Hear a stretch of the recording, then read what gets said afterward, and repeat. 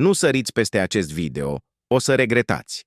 Acest video deblochează secretele întunecate ale influenței și puterii, iar până la final, prietenii și colegii voștri vor cere mai mult. Așadar, fără alte introduceri, să începem!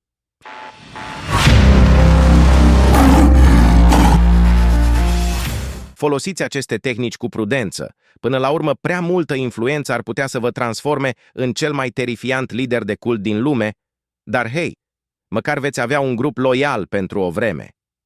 Prima noastră tehnică se numește ancorare. Păstrați asta între noi, bine?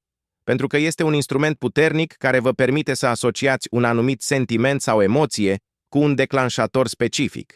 Făcând asta, puteți controla cum se simte și reacționează cineva într-o situație dată. De exemplu, dacă încercați să vindeți o mașină și cumpărătorul este ezitant în privința prețului, puteți folosi ancorarea pentru a asocia prețul cu o emoție pozitivă. De exemplu, puteți spune: această mașină este un adevărat juvaer și sunt sigur că veți fi foarte fericit cu ea. Apropo, prețul este de $10.000, dar sunt dispus să scad un pic. Făcând asta, ancorați prețul de $10.000 cu emoția pozitivă de fericire și satisfacție. Acest lucru face mai probabil ca cumpărătorul să se simtă bine în privința prețului și să fie mai dispus să-l plătească. A doua noastră tehnică se numește dovada socială. Acesta este un principiu psihologic care afirmă că oamenii sunt mai predispuși să urmeze acțiunile altora, mai ales când nu sunt siguri ce să facă.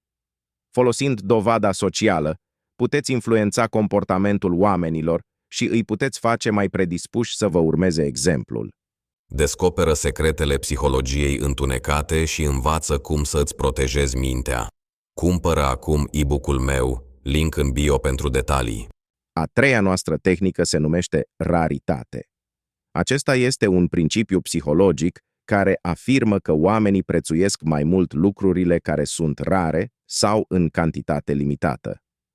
Creând un sentiment de raritate, puteți face oamenii mai interesați de ceea ce oferiți și mai dispuși să acționeze. A patra noastră tehnică se numește angajament și consistență. Acesta este un principiu psihologic care afirmă că oamenii sunt mai predispuși să își respecte un angajament dacă l-au făcut public sau în scris. Făcând pe cineva să se angajeze într-un mic angajament, puteți influența acea persoană să se angajeze mai târziu într-un angajament mai mare. A cincea noastră tehnică se numește oglindire. Aceasta este o tehnică de comunicare non-verbală care implică imitarea limbajului corporal, a expresiilor faciale și a tiparelor de vorbire ale persoanei cu care vorbiți. Făcând acest lucru, creați un sentiment de raport și încredere, făcând mai ușor să influențați gândurile și acțiunile lor. A șasea noastră tehnică se numește plăcerea. Acesta este un principiu psihologic care afirmă că oamenii sunt mai predispuși să fie influențați de cineva pe care îl plac sau respectă. Folosind plăcerea, puteți crea o conexiune pozitivă cu cineva și faceți mai probabil ca acea persoană să vă urmeze exemplul. A șaptea noastră tehnică se numește autoritate. Acesta este un principiu psihologic care afirmă că oamenii sunt mai predispuși să urmeze exemplul cuiva pe care îl percep ca fiind o figură de autoritate. A opta noastră tehnică se numește reciprocitate.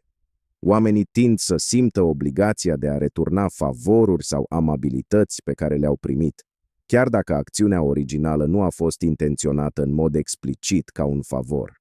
Fiind primul care oferă un favor, puteți crea un sentiment de datorie în cealaltă persoană, făcând-o mai predispusă să se conformeze cererii voastre. A noua noastră tehnică se numește agenda ascunsă. Oamenii sunt mai predispuși să se conformeze unei cereri dacă nu simt că sunt manipulați sau controlați. Prezentând cererea voastră ca o agendă ascunsă, puteți face oamenii să simtă că iau propria lor decizie. A zecea și ultima noastră tehnică se numește absența, apoi apariția.